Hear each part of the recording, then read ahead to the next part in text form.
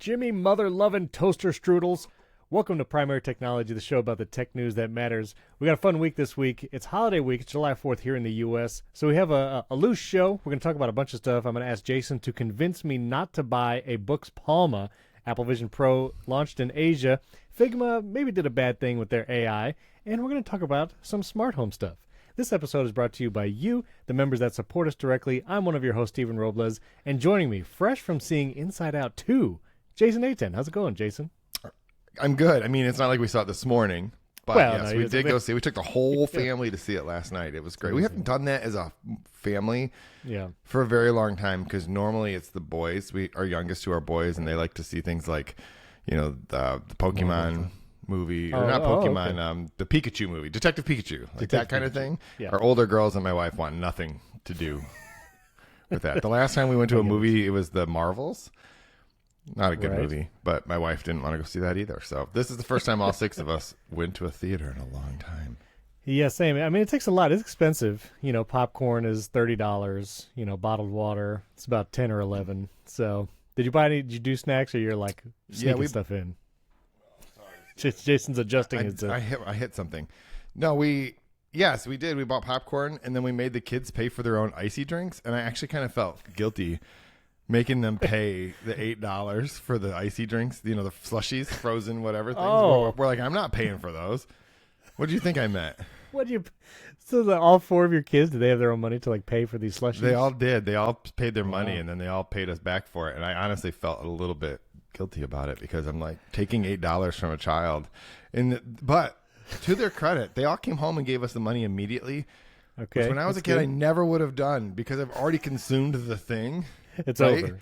There's no motivation for me to give you this money at this point. You're going to have to pry it from my cold, dead hands at this point. Now, I'm not going to tell you how to raise your kids, Jason. But I'm going to say if you do a special occasion, like go to the movies for the first time in years, I'd probably buy them a slushie. But I also understand. I think the $27 bucket of popcorn was the special occasion. It is very expensive to go to the movies. But yes, we saw Inside Out 2 in the theaters as a whole family. So that's going to be our bonus episode topic. We're going to talk about the movie Inside Out 2, which I'm very excited about because, I'm not going to spoil whether I enjoyed it or not. We're just going to talk about it. So we have some 5-star review shout-outs real quick. Colts for You from the USA, Findley from the USA, Sammy02 from Great Britain, and this one, hopefully you know who you are, E38383 from Germany. But he said battery percentage off, and that's what really matters. So thank you, E38383. And Apple Mike 5 from Ireland, across the pond. And then Red Pixel 09 had a question about smart home, and that we're going to answer in our smart home segment later when I grill Jason on his setup. But first, I need your help, Jason. Okay. Because I'm on the verge of buying something else that I don't need. And we all know how that turned out last time. With the Humane AI I'm going to make you a flow chart right now, and it's going to say, is it an AI device? No. Is it something else? Sure. It's not an AI device. It is this Boox Palma. I don't know why. I think David Pierce from The Verge have made this thing go viral. This is a very strange device. I don't need this. I don't even know if I want this. But everyone's posting about it, so I have FOMO because I don't have one. This is a e-ink display device that's it's the size of a large smartphone, it looks like. If you're watching on youtube.com/@PrimaryTechShow, you can see it there. And people are basically just saying they love it so much because it's great for reading. I asked people on Threads, well, what else do you do with it? Some people say they read X or Threads, and they showed a picture of one of my threads on the screen. It's actually just an Android device under the hood, so you can just install apps. You could install Pocket Casts and listen to podcasts on this thing.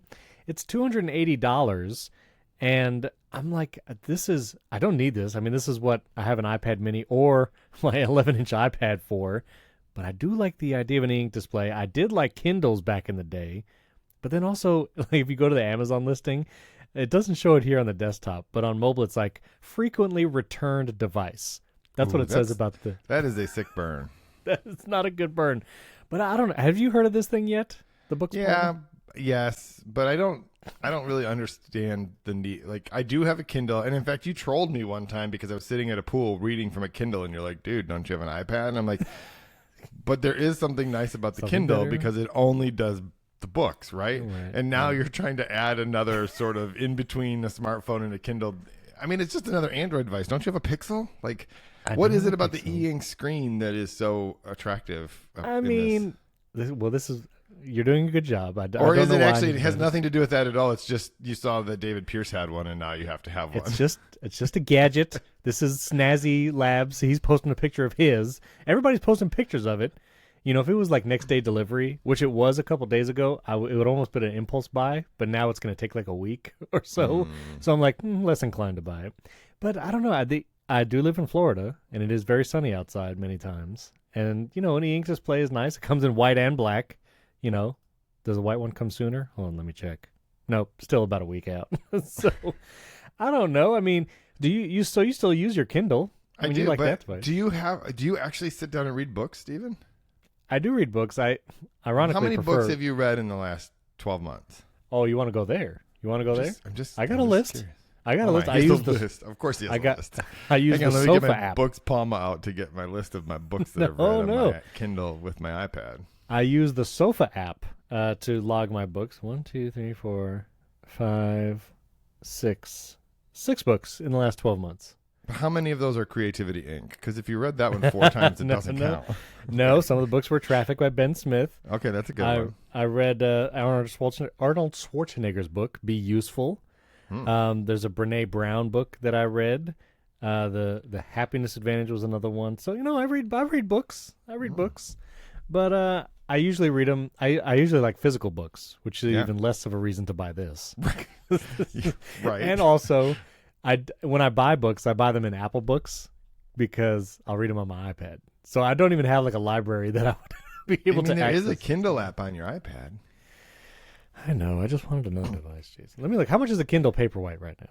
I can get one for $100, but that's with ads like every other page, right? Probably, but the Paperwhite is $149 right below it. Okay, the Kindle Paperwhite, which people love. Yeah. I actually still have an OG. I have an old one. Mine isn't even a Paperwhite. Mine is just like an old Kindle thing. Oh, it's waterproof. It's waterproof now. Yeah, and that's an important thing in Florida. Yeah, it is. So without lock screen ads, $5,000. No, it isn't. No. $170. Okay. Maybe I just should get a Kindle Paperwhite. Does it have USB-C finally? I don't know. Mine is old enough that it like takes me 3 minutes to turn a page, but I still like it for reading books. It's great. Yeah, it does have USB-C now, which that was my annoyance with the old ones. So do you do this thing where you read a book on the Kindle or whatever you were saying, and then if you really like it, you buy a physical copy of it to put it on the shelf? Because you see, no one can see my Kindle library, so I have to buy the physical book still, even if I read it on the Kindle. So this might sound very, I don't know, chivalrous, whatever. I'm not trying to toot my own horn. Chivalrous. I like buying physical books because then when I do enjoy a book and find it valuable, I can give it to someone else easily. And so I have the Arnold Schwarzenegger Be Useful book. I gave that to somebody. I've given like 4 Creativity Inc. books away over the years. So like I do like having it on a shelf if it's just sitting there. Like The Elements of Eloquence. Have you ever read that book? No. That one I highly recommend. The Elements of Eloquence by Forsyth. And he basically talks about like turns of phrases and tools in language that poets use to speech writers. He's a great writer. Like he's very funny, but as a writer, I think you would enjoy it. But anyway, I like being able to give those away too. And I've given some of those away too. So anyway, I'm not going to buy this Boox Palma. That's good. I'm glad we were able to come to that conclusion, which anyone listening knew. Actually, this is really, I went against my own interest here because if you would have bought it, it would have given me at least 2 episodes worth of things to troll you about. And then we could have added it to the Robles scale. Oh, that's true. That is true. But no, you have plenty of things. I'm going to talk about poor purchase decisions later, like this universal remote and this MagSafe battery pack. And I will say, I think I'm going to do it. We're going to talk about AI in a second, but my Humane AI pin, I think I'm going to cancel the subscription, Jason. I'm just like, I have not worn it in over a month now, probably several months. It's sitting here on my desk. I have it charged every night for no reason.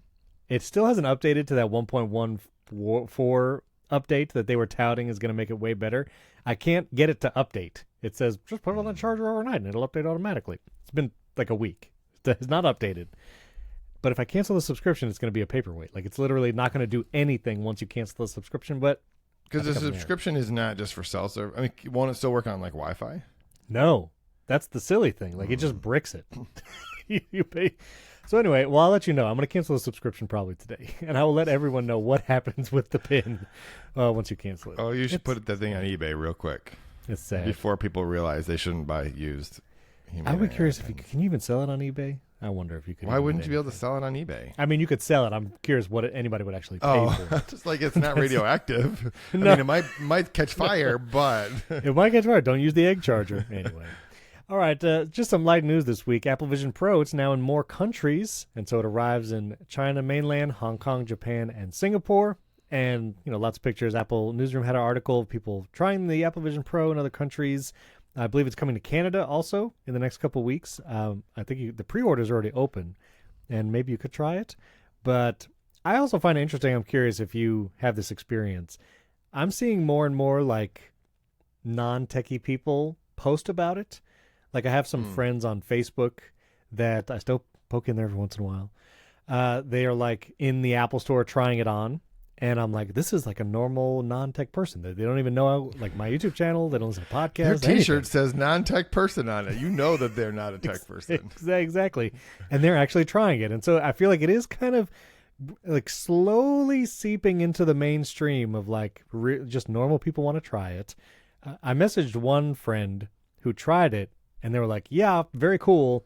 Would never buy it because I have no practical use case for it. And I was like, yeah, I totally get it. Me neither. but I still have one to talk about. I've not charged it in a week. So, yeah, I don't know. Do you get normal people telling you they've tried it? No, but I do. Every time I've been so we have a relatively small Apple store, and I was there a couple weeks ago dealing with the whole cellular on the Apple Watch thing, that whole debacle. And there were quite a few people in there using it. I was kind of surprised. And when I was at when I was out in California, when I was in an Apple store, there were just I always see people doing the demos, which is amazing to me. Surprising to me the number of people still doing the demos. Yeah. But the most interesting thing about this post, Steven, scroll back up just a little bit and tell me what you notice about every single person using this. They're wearing the dual loop strap. Yeah. I don't think I've seen a photograph on Apple's website of anyone with that head strap on until now. I'm pretty sure that they all ship with that now. If you buy a Vision Pro now, that they ship with both. No. I think someone had told me, and I don't know if this is true, but someone told me that now they are only shipping with the over the head one, whatever you call it, the dual loop. Is that what it's called? The dual loop strap. The Dua Lipa strap. Whoa, Apple's homepage changed significantly here. Oh, yeah, They really got to get that back to school going in July. Come on. Apple Vision Pro was up here as the top banner for a minute. But anyway, so you're saying they're not even including the solo note? I don't know this for sure, but this is something that I have heard. And maybe it's only in different markets. Interesting.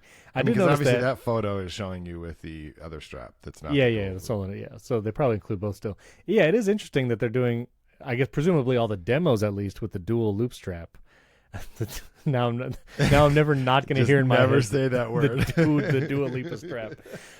Yeah, that is interesting, but I still don't. Which strap do you use? Because you use it every day.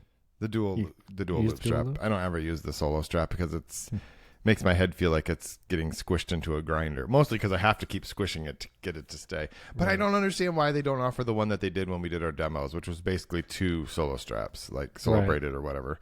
There's so much better. There's a bunch of third-party ones that are hacked together, like a solo knit and then another thing. But I actually use the solo knit. I find it more comfortable, and also the dual strap. I can never get it situated where it feels right. I'm always adjusting and finicky when do I tighten the top one? Do I tighten the back one? Do I tighten both? Am I making myself an egghead? I don't know. Well, and you're on camera every day. So those of us who only have to be on camera on Wednesdays, it doesn't matter. Well, I mean, it's not like I'm not wearing it on camera anyway. Let us know out there, Canadians, if you're getting one, we'd love to hear from you. Basic Apple guy, are you going to get one? I'm curious. Actually, I am curious if people are actually excited to get one after hearing how little anyone uses them. I mean, I probably use mine more frequently than anyone I know, for sure. 100% for sure. Yes. And I still don't use it enough to justify spending $4,000 on it.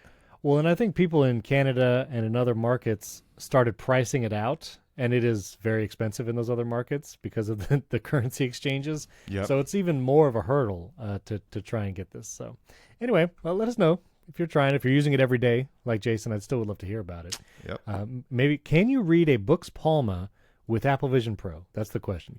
Does the pass through? Just kidding. I mean, it should work, but it'll look like garbage. It should really. Yeah. I mean, my iPhone looks like garbage. That is still one of the biggest frustrations, honestly, because I was actually going to use it last week. I was doing Mac mirroring because I was sitting in my bedroom and I would like a larger display. I'm here on my MacBook Pro, so I actually put it on the Apple Vision Pro, mirrored my Mac, and something I had to authenticate with a Microsoft Authenticator app on my phone, which is the worst, just the worst. I use it every day. But it's not just two-factor. It's like the specific Microsoft Authenticator, like, has to scan your face thing, right? Yeah. It's so annoying because it doesn't work in Apple Vision Pro. Then you have to do your passcode. You have to do it twice. But also, you just can't see the screen. Like, it just doesn't work. Right. Also, Find My, there's no Find My app in Apple Vision Pro. And there's something I was trying to see, like, where one of my kids were. And so the Find My app, like, I'm trying to hold up my phone and, like, it's just a bad experience. Just mirror the iPhone in the Vision Pro like you can on the Mac. That's all I'm asking. Anyway, yeah, I agree. That's it. Yeah. All right. Figma did something distasteful, I guess you could say. They launched this AI tool. I forget what it's called. It's just Make like Figma Design. Ink Design? No, Make Design. That's what it's just called. Okay. It's just called Make Designs. That's just what it's called. That's kind of just a bad name. It's just, like, I mean, it's not worse than Copilot plus PCs, which is right there on the screen. Oh, that's right. That's the ad on the Verge website. So, yeah, okay, Make Design. Figma launched this Make Design thing, and people immediately started playing with it and realizing it seemed like it's making things very similar to Apple's apps, namely the Weather app.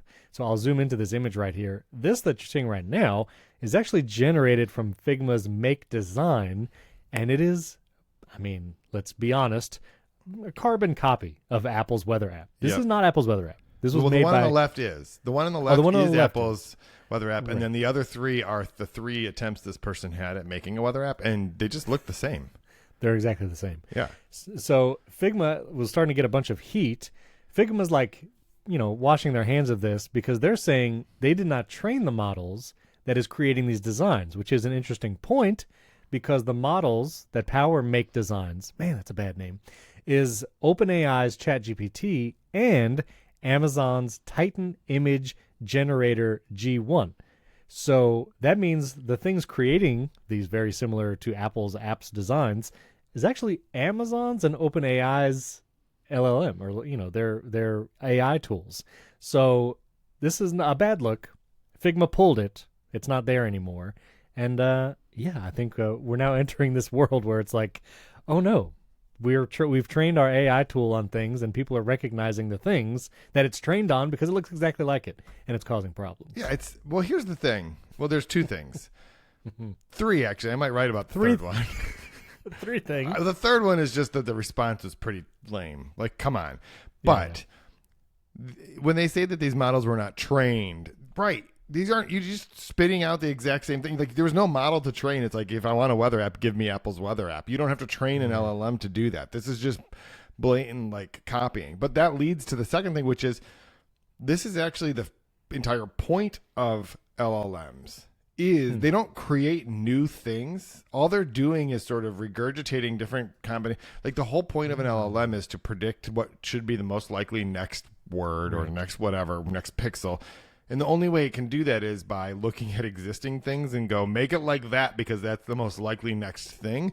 Right. That's the whole model here. That is the point of these LLMs. They are never going to create completely new, original, unique things because that's not what they're designed to do. They're designed to it's a probabilistic engine or whatever that is determined, like trying to determine what the next most likely thing is. And the way it decides that is based on what already exists. So it's always going to look like something that already exists. And so but going back to the third thing, which really I said first, so I guess it was the first thing. I think that this answer was terrible. Yes. I think for them to just, we didn't actually train any of the models, but you're the one selling the product. So you know what? It might not be your fault, but it's definitely your problem. And you pretend like, this is, and they went to an exhaustive length to explain why this wasn't their fault, but we're sorry anyway. I mean, how can you? Take no responsibility when it's literally generated in your product, namely Figma. Right. That's pretty. Yeah. Yeah. Their CTO's quote was, "We did no training as part of the generative AI features. The features are powered by off-the-shelf models and a bespoke design system," which is just a fancy way of saying we paid someone to make something, and that appears to be the underlying issue. Right. The things you put together and sold to customers is the issue. So don't pretend like this is someone else's problem. So I was listening to the latest Vergecast where they were talking about AI music generation, and there was the tool. Is it called Audio? Was that the I can't remember what it was, but yeah, it was pretty bad. It was so it's an AI music generation tool. Hold on, let me just search for it because it's got to be up there. Udio, UDIO is the name of the tool. And basically what you could do is sign up and ask it to create you a song. And they actually did like back and forth, just like, here's an original song by James Brown, very recognizable. And here's what happens when you ask Udio to create a song like this. And so they were talking, I mean, it's just such a rip of like, obviously they just trained this on music, like just all the music. And it's just generating songs much like the original artists were doing. And one of the things Nilay was saying, because he's, comes from a copyright lawyership. I don't think it's a word, but, he's done that. He did that in the past. He spent some time on a ship. Copyright. Right.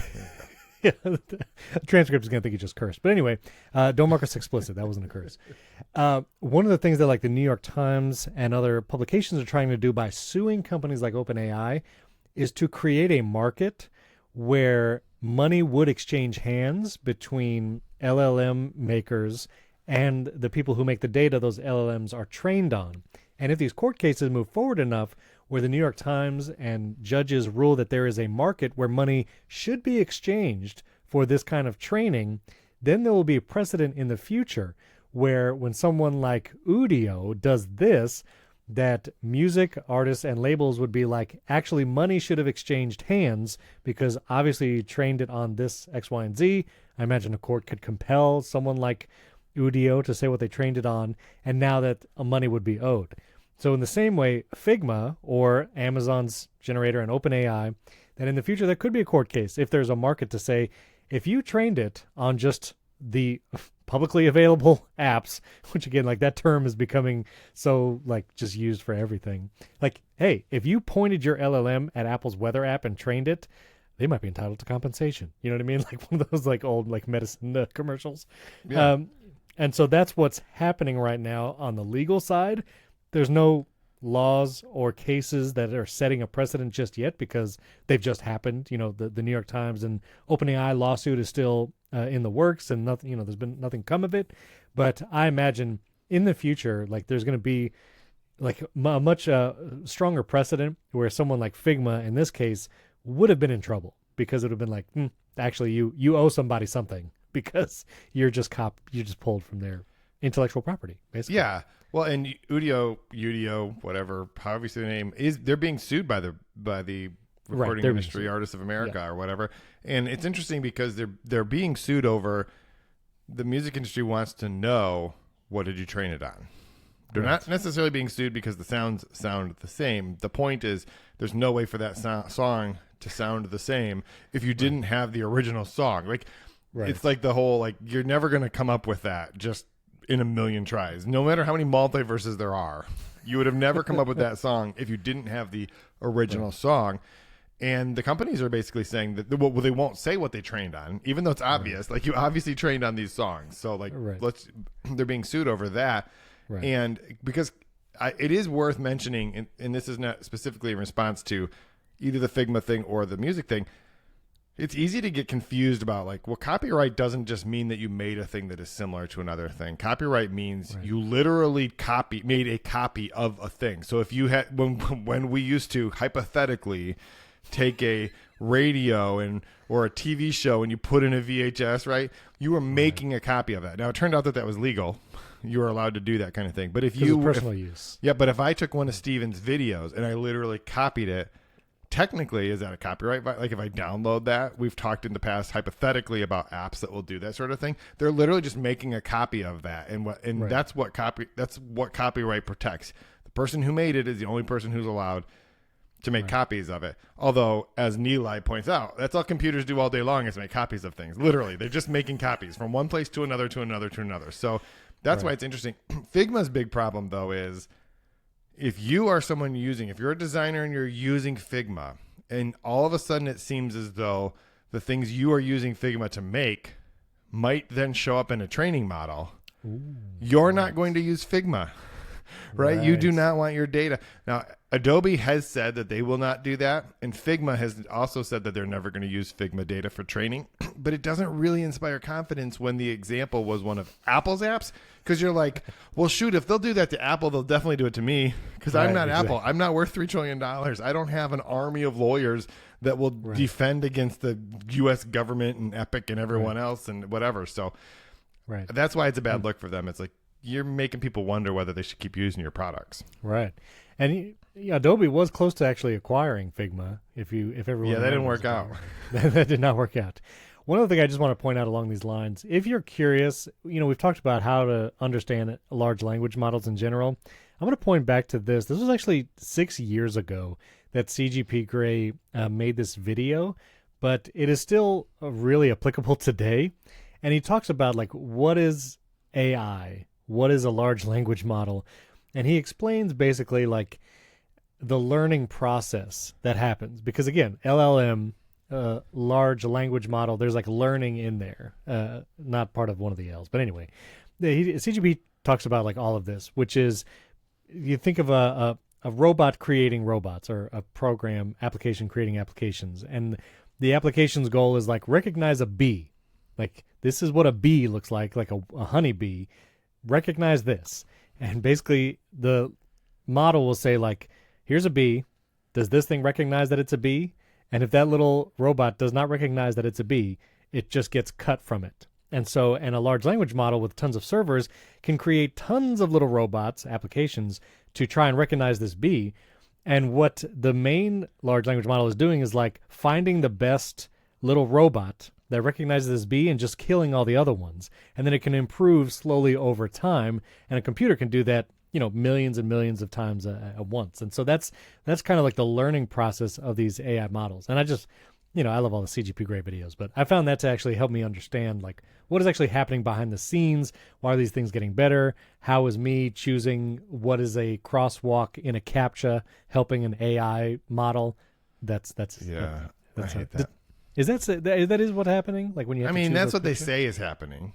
I don't know if that's what's actually happening because otherwise, how is it validating if it doesn't already know which ones are which? Whenever I have to try and figure out if the motorcycle is in that tiny little square, it's click all the squares of the motorcycle. It's there's that little bit of handlebar in there. Do I choose that? Anyway.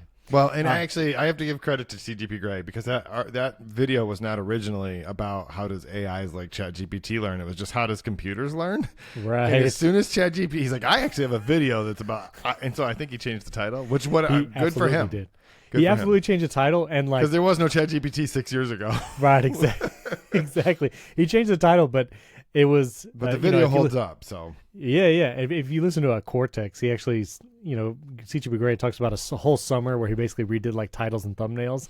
And if you're trying to do YouTube stuff, that actually works because if you have a great video and it just wasn't packaged properly, or if it was maybe a little before the time that it really needed to be, like this video, it's working. It's got 10 million views now. So there you go. All right, you wrote a thing, and I can actually read it. It's not behind a paywall right now. I'll put it in the show notes. But the Apple Watch and how Apple Intelligence, basically needs it. Well, you talk about it. You've been saying the Apple Watch thing. I have said for a while, ever since Steven started accumulating paperweights, that the best form factor for one of these AI devices is going to be, I would say the Apple Watch because that's what I use, but a smartwatch in general because it's a thing you are willing to wear anyway. You don't have to pin it to your shirt. You don't have to, it's not the Rabbit R1. You still carry it in your pocket, right? I would love to see Steven wear that thing on his shirt, put a big old giant magnet behind it. I still have it right here. It's actually that would be so amazing. But look how big it is. You could not. Don't ever do that, dude. Unless you're also wearing a Vision Pro, so no one can tell who you are. But putting on a watch, if the whole goal is I want to have a thing so that I don't have to get my phone out, the watch is perfect for that. It's the right form factor. And the other piece that kept coming to my mind is both the Humane AI pin and the Rabbit R1 get 45 minutes of battery life before they catch fire or something like that. Whereas I can wear my Apple Watch for days, for days. And so I just kept thinking about this, and I finally thought, like, well, the interesting piece to me here is that the Apple Watch doesn't run any of the Apple Intelligence. And we understand some of the reasons why it doesn't. It was actually, even the most recent Apple Watches were designed before Apple really had figured out what it was going to do for Apple Intelligence. Right. But I feel like there has to be a way, maybe not this next generation, but the one after that, where you will be able to interact. I would imagine Apple is working on a smaller model that they can fit on a watch. They can do some of the triaging, right? Send things to the cloud compute, maybe send things over to your iPhone or whatever, and just sort of have this ability for the device you're using to determine where's the best place to do this particular this query, which if you think about it, Apple is uniquely positioned to do because they make all of those devices. And so they can build a system that is like efficient enough to do this. But man, once you can do all that on your watch, some people have said to me and responded to me that like, well, that's exactly what's going to happen. If you have an Apple Watch and an i15 Pro Max, then it will just send the query to the iPhone and it'll do all the Apple Intelligence stuff. But I don't actually think that that's true based on the conversations that I've had with people at Apple talking about Apple Intelligence. I think you're just going to get old Siri on your watch. You will. Yeah, except we talked about a couple of times, like there will be a couple things like notification summaries that will be available on the watch. That was something I was told. Yeah, but that again, that's a function of the iPhone, and it's just pushing a notification. Right. And I think at best, you'll like if you ask it a query that maybe the Apple Watch knows is possible but needs the phone, it does this now with some queries. It'll be like, just hop over to your iPhone. If you ask your watch something, it'll say, open an iPhone. It's like, that's not what I want to do, watch. I want to do it right here. So I like you're saying, I do think that Apple, hey, Apple, someone suggested we do Hey Apple. I don't know how I feel about that. I mean, I always just said Hey iPhone, but whatever. Hey Dingus. Anyway. Yeah. That it would be, I think it's going to be, like you're saying, is largely the same. I don't know. I mean, technically, I guess a large language model would have to live in the RAM on the watch, and I don't know how that would work. But at least to have more communication with them, I don't know. I'm not a developer. But I mean, right now, I think I heard that the Apple Intelligence large language model takes up about 6 gigs of space. And so when you have to load the whole thing into memory, not a whole lot of other room for other stuff if you only have 8 gigs of space, or if you're on a device that has smaller. But that doesn't mean that that's not the smallest potential large language model. And over time, as they get better at this, I think that this is true. Someone will tell me it's not, and that's fine.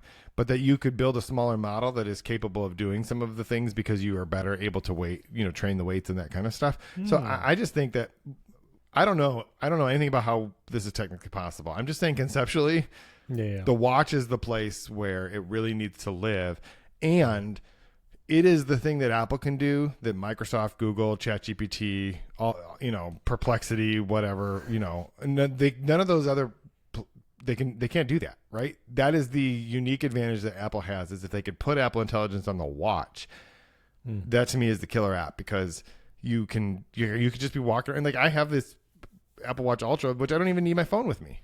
Like I could go out a whole day without my phone. I can make phone calls, get messages, notifications, everything. And if I could use the Apple Intelligence, that to me, I think it would put Apple in a position. It would like leapfrog its position compared to its competitors. I don't think anybody buys it, but I suppose the Google Pixel Watch could also be. I mean, Google could do that. They could. I think they should. I don't think that the Pixel Watch is nearly as powerful. Yeah, but yeah. I mean, that would be this. Yes, I said the Apple Watch, but I think all of those. That is the place where it should live. I just don't think so. Even like the Pixel Watch, unless you are using a Pixel phone, which is a much smaller market, I think that the reason Apple, it's a unique advantage for them, is just the sheer number of devices that are out there in the ecosystem that they've built. So for sure. Yeah. Well, I mean, I agree. I'm looking forward to the translation to see how that functions on the Apple Watch. I assume it will function even without your iPhone connected. So if your Apple Watch was on cellular, because it is an app on the watch, it's not just some interface for the iPhone thing. So translation is there, and that was actually one of the more useful things from like the Rabbit R1 and the Humane AI Pin was like translation would be great on a device like this. And Apple Watch is also like the perfect place for that. If you could just, Dick Tracy, Apple Watch translate. I don't know if Dick Tracy ever had translation on his watch, but The community. You know what I'm talking about, right? You know the Dick Tracy smartwatch? Yep. Or I was thinking Inspector Gadget, but... actually, it was Penny that had the watch, wasn't it? I don't think Inspector Gadget actually had a watch. Yeah, I don't think he had a watch. But that watch would take a lot of abuse because he was always extending his arms and stuff. You know what I mean? That's true. Inspector Gadget. So, but yeah, I think Penny had the watch. So, I think I agree. I'm like looking forward to seeing it. There was rumors that just came out today that the next Apple Watch Ultra basically going to be the same as like 1 and 2, maybe a little faster. Are you on the 1 or 2 Apple Watch? This is Ultra? the 2. Would you? I mean, what would make you upgrade? Nothing. I'm not buying another Apple Watch for a very long time. Like, what? Why? Yeah. What? I mean, this thing is amazing. I agree. The only reason, I mean, the Ultra 1 was good. Did you have that? I had a review unit of that.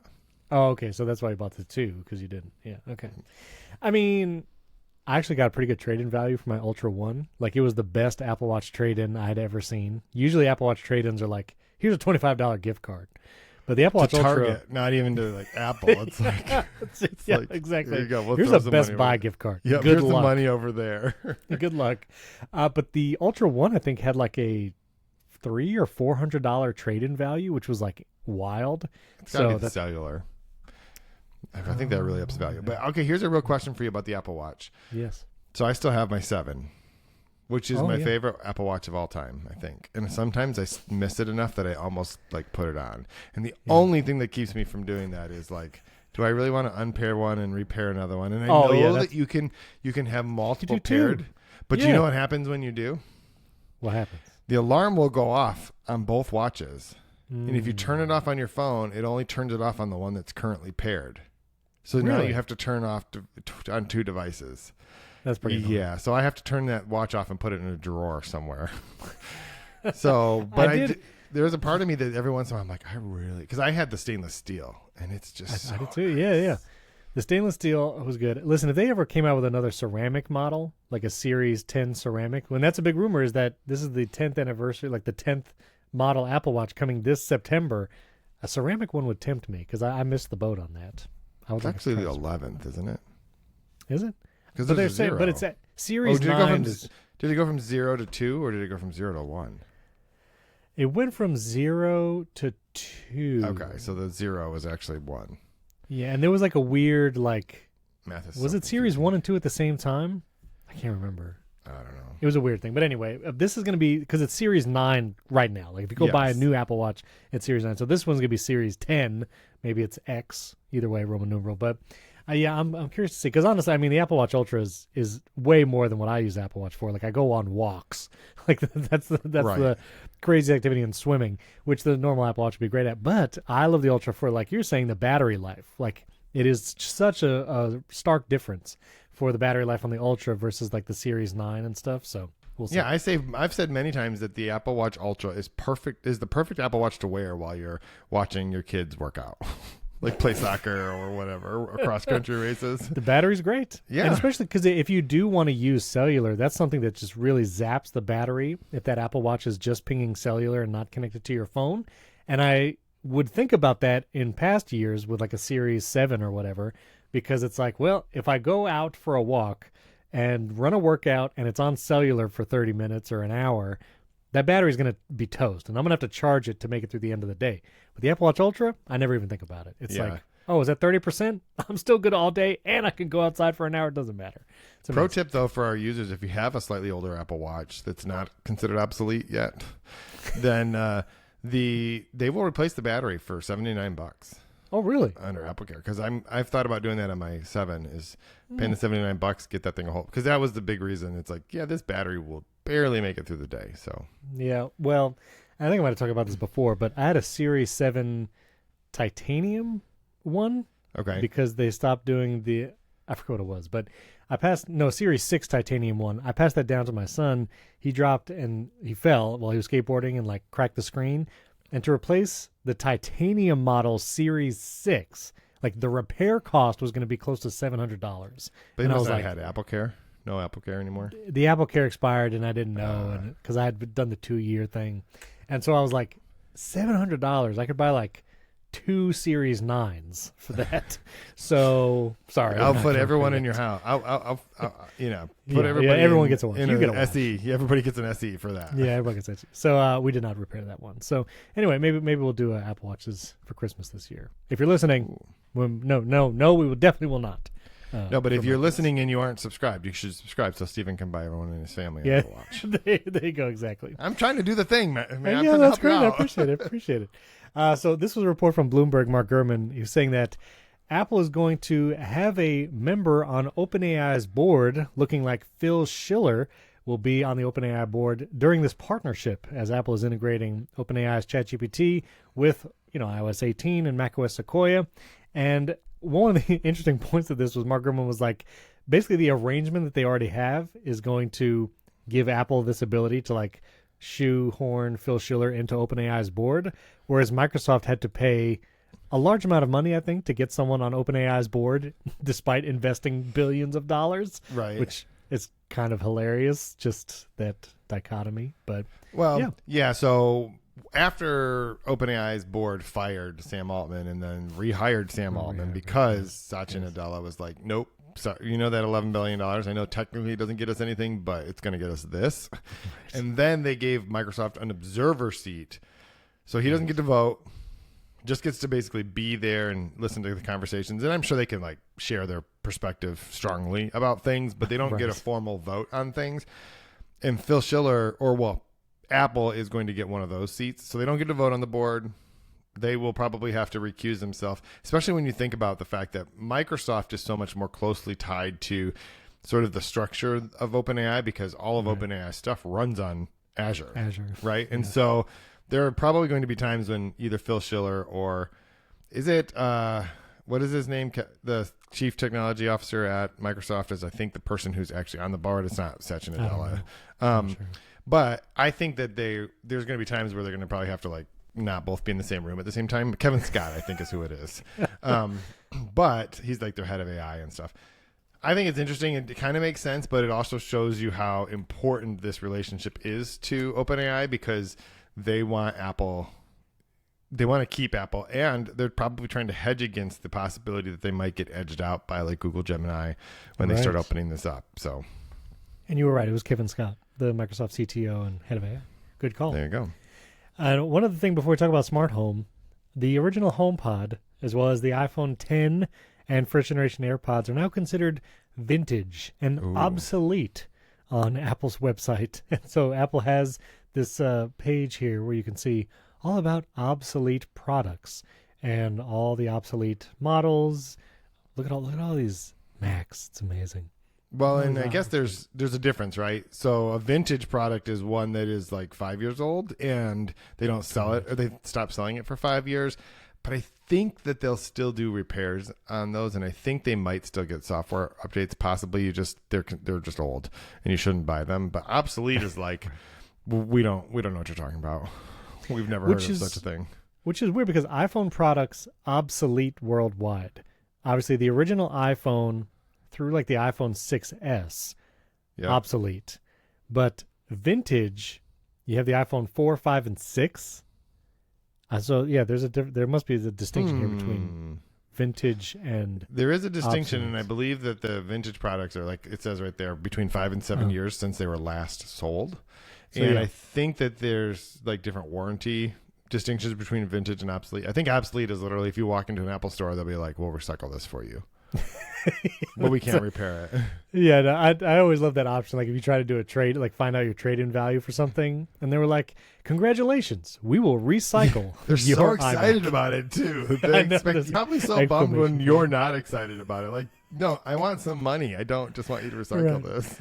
Yeah. So the original HomePod is now vintage, which I still have several. I have two, use. And they're fine.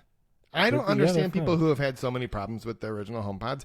I have two of them. Now, to be fair, I'm pretty sure I bought them like when they went goodbye the first time. So mine have been sitting in boxes for 4 years before I bought them. And then, so they're like new basically at this point. Yeah. But I've never had a problem. And I had the review units of the second generation or whatever they call, HomePods new the new HomePod. the new HomePod, and they were great too. Like I think they were probably objectively a little bit better, but I never had a single problem with the original ones. We still use them as our main home theater system for our living room. So for home theater, it's actually really good. My son has a pair in his room. They still sound great. That's the thing. They sound amazing. They sound amazing. I loved the bass on those original ones. My thing is, I do wonder, like the original HomePod Mini was released 2020. So the HomePod Mini is nearing 4 years old, like this fall.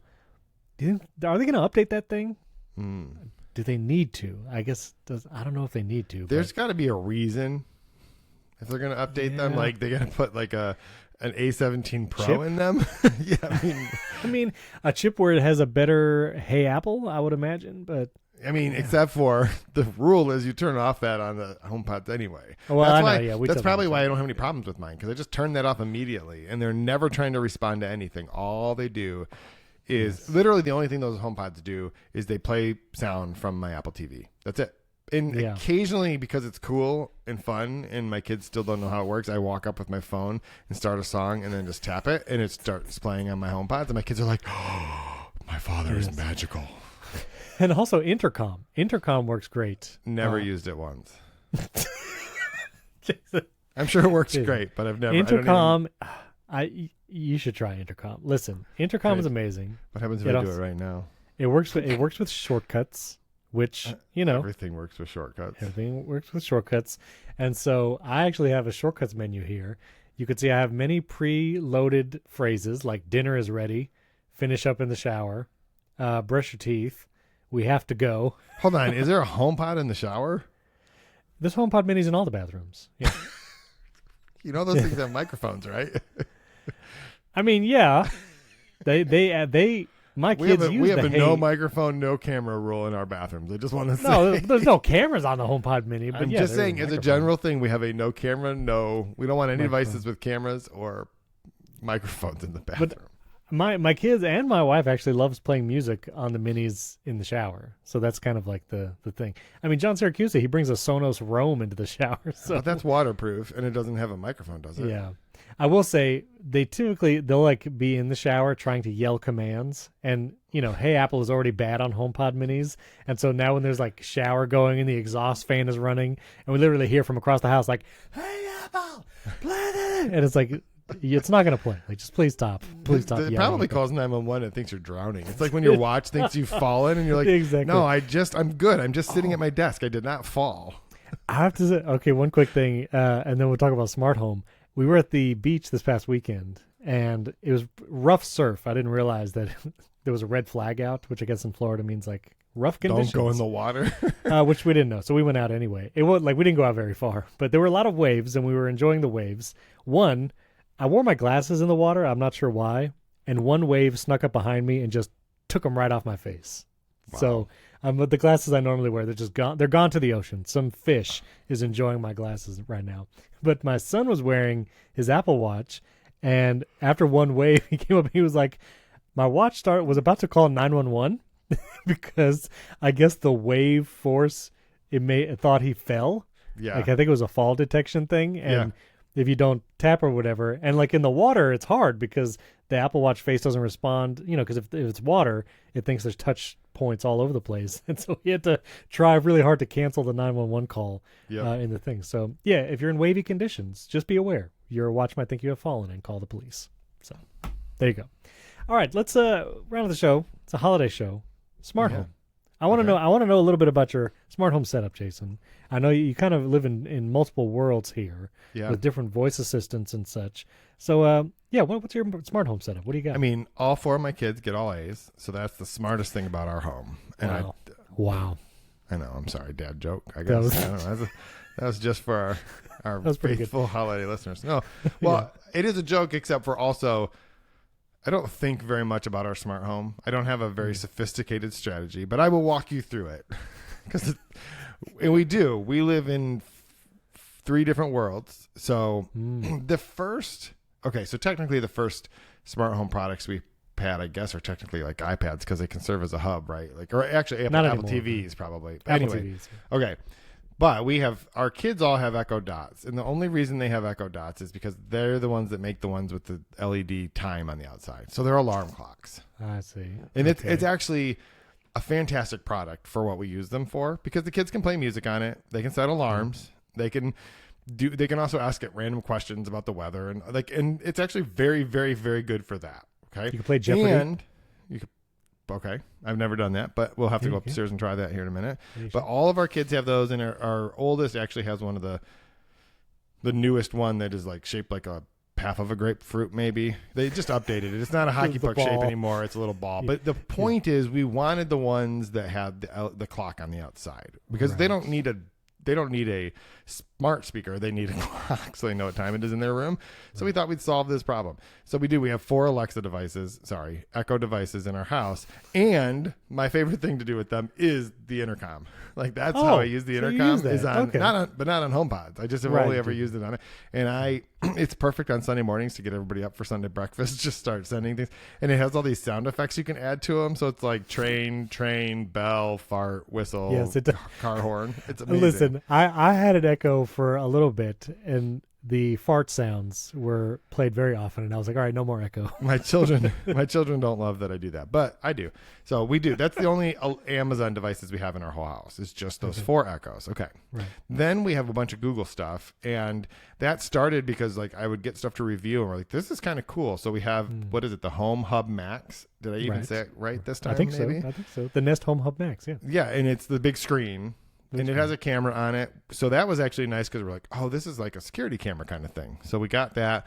We then added to that a couple of the Nest cameras. I think we have, well, I'm not going to tell you, my listeners, how many we have, but we have 100 of them everywhere.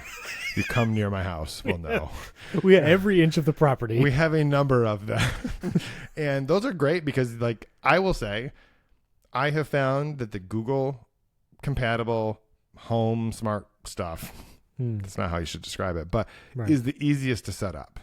Really? And I think the reason why is, compared to like the Alexa stuff or the Amazon stuff, which require like a hub or a plug that is compatible with a thing and a router and all these different things. Right. With Google, if you had one of those screens, that everything connected to that. So all of our C by GE, is that how you say it? Like all of the light bulbs that we have, they all just connect to that like automatically. We didn't have to do anything. There was no additional work required. So most of our smart home stuff is actually connected that way. So we just have the Google Home app, our Wi-Fi routers are that, all that kind of stuff. And it was just because it was the easiest. And I'm sorry. By the earliest smart home thing we had was a Nest thermostat. That was And so that was the other reason I think that the Google stuff kind of made sense, because all that could be controlled. And in fact, at one point, some of the cameras could be controlled in the Nest app. In fact, the Home Hub one you can still control in either the Nest app or the Google. It's a little confusing, but I get you. Then when we built my office, we started looking at like, well, what should we do long term? And I've decided HomeKit made the most sense. But the only reason I cared about it, or the only reason that this actually worked, is that the one thing that the Google stuff doesn't let you do is set like a routine very easily, like turn this light on at this time, turn it off at this time. But I knew I could do it with shortcuts. So in my office, I have light. We put lights on the outside of the office, and I wanted them to come on at night, but I didn't want to have to remember to turn them off, or on for that matter. So I was able to create a shortcut. And my favorite thing about this is, and I hate making shortcuts. I'm just going to be honest. I'm sorry, Steven. Please. I hope we can still be friends. Wow. But there's super short aside. There's 2 reasons. One is many of the things that the answer is, well, there's a shortcut for that, should just be features. You should just be able to do them. I'm with you. And the second one is sometimes it's not the most intuitive thing to try to figure out how to use. So there's that. It's also been very buggy recently, which is kind of annoying. Okay. So, but what I was super excited, so I bought the Lutron Caseta switches. So in my office, I don't have any smart bulbs or anything. I just have the 2 switches, and one controls the inside lights and one controls the outside lights. And that's perfect. And so I just have a routine, or whatever you call it, that turns on the lights 1 hour before sunset, and shortcuts can get the sunset time, and it changes every single day, right? And then it just leaves them on for 3 hours, so my lights come on an hour before sunset and go off 3 hours later every single day, except for when there's a bug or something like that. But that's basically like the system that we have. And I love that I can just like from my phone, from Control Center, turn the lights on in my office or turn them off or whatever. Like that to me. So eventually, yeah, like I can just, there's lights. Anyway, I wouldn't, anything we do from now on will just be HomeKit stuff. Eventually we'll replace things, but I don't think we're going to get rid of those Echoes. I don't think we're going to get rid of like the home stuff, the Nest stuff at this point, but yeah, that's where we're at. So do you use the Home app for anything right now? Setting up HomePods. That's about it. Like when I have to set up a HomePod or if I have to restart the HomePods, for the HomePod minis, I occasionally have to restart. So I have 2 HomePod minis out here in my office. They're just the sound for the TV in my office. Sure. I have a Roku TV. I never use the Roku app. It's just connected to an Apple TV and 2 HomePods. And then we have 2 HomePod minis in our bedroom because I don't need a Thunder system in my bedroom. I just listen to we just watch Friends on the TV in there. So we have HomePod minis. You don't need a Sonos Arc for Friends. I don't need any of that stuff or when we watch Ted Lasso or Shrinking or any of that stuff. That's all we do with that. That TV, Steven, in my bedroom is a plasma that we got in 2002, maybe something like that. And it's still, and it's only 720p, but it still looks just as good as any. But Steven, it's amazing. It's a 55-inch television and it is amazing. And black levels are probably on point, right? It is. The contrast ratio on that thing is, it's not as good as my LG OLED G3 or whatever, but it is really good. So anyway, wow. Yeah, so I don't use the Home app for that much. Other than like if I'm setting some stuff up. In fact, I should just look and see what do I have in the Home app. We have the level lock that doesn't work. But other than that, all the Apple TVs, all the HomePods. And then we do. Oh, actually, so we bought 3 HomeKit plugs, outlets. Things, and we just use them for Christmas routines. So Christmas tree, we have 3 different Christmas trees or lights. So that was nice. So anything we want to set on a routine. 100% in HomeKit. The fact that you keep saying routine just hurts my heart because that I know it's not HomeKit. Like the fact that that's your language, just like that. What am I saying wrong? Like no, you're not saying anything wrong. It's just if you were like in the HomeKit world, you call them automations because it's the automations tab. Okay, an automation. So, no, you don't need to change your language. It's just it shows that like the smart home that you have built is geared towards the Google side, which you said. But they don't have routines either, really. I mean, I just say that word because it's like a thing that recurs over and over and over again. That's the only reason. Isn't that an automation term? I don't know if it's Samsung or Google, but anyway. I promise it did not come from anything intentional. It's just like I wanted to create an automation that occurs over and over again. Change it. Okay, no, it's fine. Well, I mean, my setup is very different. I'm going to share this. What playlist. You mean is you have a setup that was thought through from the beginning to the end because you built a house a couple years ago. I did. I built a house. I mean, I've been all HomeKit for a while in my older house. Yes, because you did a podcast called HomeKit Insider. I think I did. So I'm going to put this playlist of all my HomeKit videos in the show notes, and I also have this video, which is like a tour of my entire home and shows like all the different devices. Actually, the tour you did, is this the one you did shortly after you moved in? The first one? This is not the first one. My first one actually has my most viewed. It's like 600,000 views on that one. This is the original. Yes, this one. This is a very good video, by the way. I did watch this one from start to finish. I liked it very much. Okay, well then I'll put that one in the show notes. I'm not saying I didn't like the other one. I'm just saying that I've seen this one. This was the original, and I have some updated devices since then, which is why I did an updated tour. But if you just watch every video in the playlist. That's all you should. Just watch all of Steven's videos. Video in the playlist. Like and subscribe. Is there a tip jar? Put some money in the tip jar. No. Anyway, the playlist is building a smart home, but I also have my 2 gig internet speed video here where I did all that. But anyway.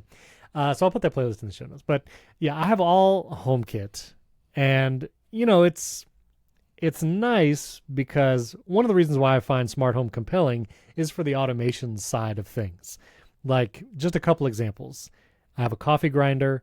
At one point, I left it grinding and it overflowed with the ground beans. And I was like, I would love for this to never happen again. So I put the bean grinder on a smart plug and I created an automation where every time I turn it on, it turns off automatically after 2 minutes, which was the exact amount of time to fill the coffee bean thing and not overflow. Wait, you need enough to make that amount of coffee? What about your grinder on for 2 minutes? What are you making coffee in? It's a burr grinder. Yeah. And it's grinding coarse ground for like cold brew brewing. So it was 2 minutes. Run it for 2 minutes? Yeah. And that's coarse ground? Does that seem like not a lot? I grind beans for about 30 seconds, and that makes me... you have one of the big Cuisinart ones, and it's a burr grinder, and it takes about 30 seconds to grind enough beans to make a French press pot. Well, I think I'm grinding more because like you fill like two bags. When you do cold brew, it's like double the beans basically. So it's like these 2 bags of beans, and so I grind a lot. You're drinking a lot.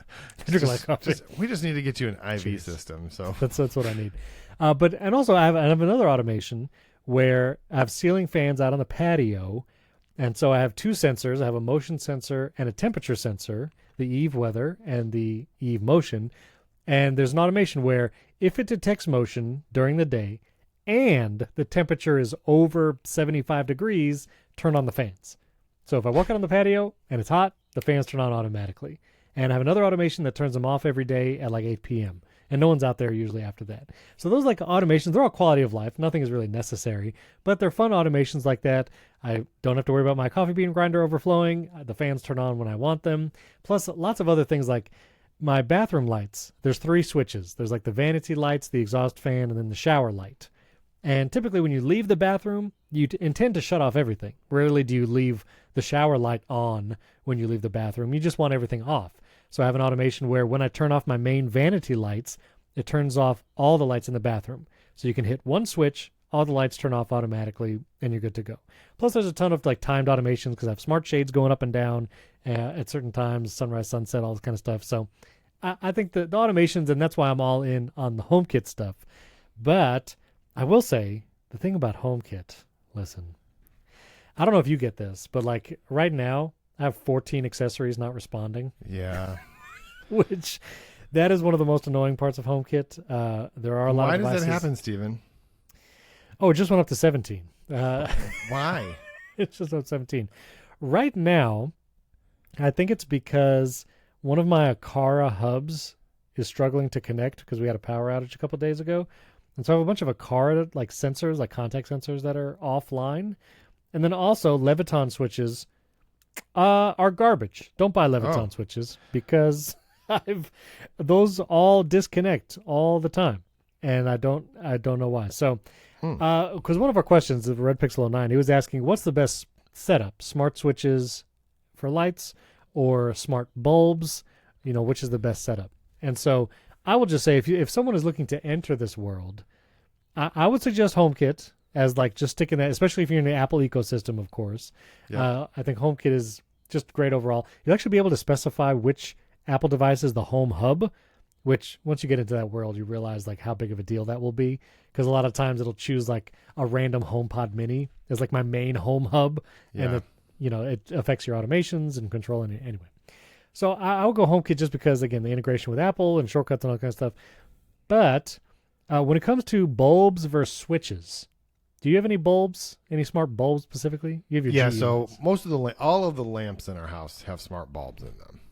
Okay, and do you find that they're reliably connect often? On Google, yes, they never fail. See, that's the other thing. They literally never fail. Like I can just walk in the house and be like, turn off the lights in the living room, and they just go off. Pretty much instantly. Now, out here, these lights are very responsive, but again, they're the Lutron. They have their own little router, right? So once Siri hears me, once the dingus hears me, it happens really quickly. Like I could just turn on the lights in the office. And Jason's just spoken to his Apple Watch Ultra. And there we go. And there they came on, Yeah. So Lutron is the best light switch, hands down. Like there's no question. Reliability, and it works with all the different platforms. So you can use it with Apple HomeKit or Google or Amazon or whatever. You do need a hub, and that's one of the reasons why it's so reliable is as its standalone hub. But and that hub has to be connected via Ethernet, by the way. Does it? Yeah, the one I have had it does not. It has to be connected via Ethernet to your router, which, I mean, that makes sense. They're trying to eliminate the possibility of anything, but like Wi-Fi. Yeah. Well, Lutron is the best switch. Overall, I typically recommend people try to go to the light switch route versus the light bulb route, only because most HomeKit light bulbs can be a little flaky, except for Philips Hue. If you're going to go the Philips Hue route, which is kind of the more expensive route, you do require the Philips Hue hub, and then Philips Hue light bulbs can be expensive. Hue lights, I find, are rock solid. Like, never have an issue with those. Highly recommend. So if you go bulbs, I would go Philips Hue. But one of the things with bulbs is, if you also have a light switch connected to a lamp, like you're saying, if that light switch is off, that smart bulb is going to be disconnected. You're not going to be able to turn it on. And there's like ways around that, and you can try and train everyone in your household, like don't turn off the switch, use the light bulb. But that's, can be a challenge. So that's why I typically go to light switches, because everybody can just use them like normal light switches, and also they can't be disconnected if someone turns it off, and you still get all the smart home stuff. You can get smart dimmers, which I have a bunch of those, and Lutron makes great ones for that too. So that's my opinion on the switch. And I will just say, yeah, that the reason that Steven doesn't mention these is that they don't work with HomeKit. But in case you aren't in the HomeKit ecosystem, the C by GE, which I think they call Sync now or something, those bulbs have been 100% reliable for us. They work with both Google and with Amazon, like smart home ecosystems, which was, I think, actually for us the reason originally they made sense, because we had those two ecosystems in our house at the time, and it's like that'll work with both of them. But they're really nice because they just connect directly to like whatever our Google Hub is or whatever. We didn't have to have an additional like base unit or something like that. And the other nice thing is, if you turn off the light, like with a voice command, and you walk up to that lamp and you pull the cord, obviously you just turned off the lamp, but the light bulb was already off. So if you just pull it again, everything turns back on. So like it is nice that like you if you turn it off by voice, you can actually just turn it on the old fashioned way by just pulling the cord. So that's right, nice. Right, exactly.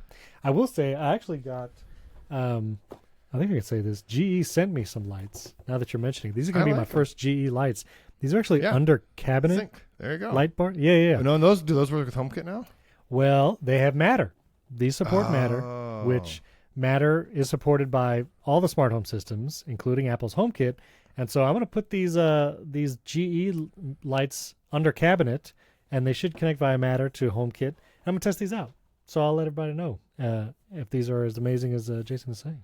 Okay, one last question, Steven. So well, I don't know. I don't have the under cabinet ones, but anyway, if I choose a HomeKit hub, which I'm not going to do, but if I did do that and I chose like the Apple TV in my living room, but that was too far away from that stupid lock on the front door, could I pick an auxiliary? Because there is a HomePod Mini immediately on the other side of the wall from that lock. It's not more than 6 feet away, but I don't want that to be the primary home hub. But if it's too far from the primary home hub, can I just pick, like, what? Technically, I'm not sure about this. Probably there's a suggested maybe an absolute option for what this. What I think is choosing a main home hub is basically what controls all your automations, and where, like, when you tap or when you ask, "Hey Dingus," or when you tap something in the home app, that's where the command goes to process the request and then